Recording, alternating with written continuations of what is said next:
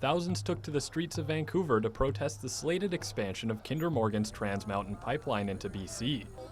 Protests that evoked shades of recent civil unrest south of the border at the Standing Rock Reservation in North Dakota. One of the most vocal opponents of the Kinder Morgan expansion has been City Councillor and former head of the BC Green Party, Adrienne Carr. Carr sees parallels between the pipeline opposition in both countries. It was a movement, really, of people saying First Nations are standing up for their rights to protect their lands. And the same thing's happening here in Canada, and it's specifically happening around the Kinder Morgan situation. And while the protests at Standing Rock have resulted in the rerouting of the Dakota Access pipeline, it remains to be seen whether efforts back home will be similarly successful.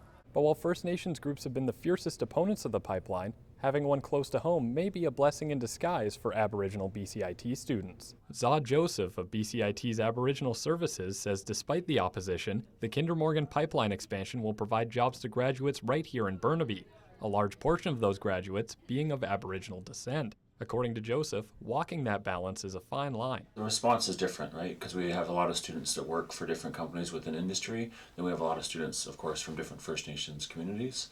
So you get a sort of a broad scope of how it affects communities. With the pipeline expansion slated for BCIT's backyard and protests ongoing, students may not have the luxury to choose.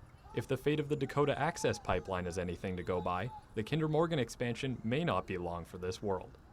Tristan Martin-Woodhouse in Vancouver for BCIT Magazine.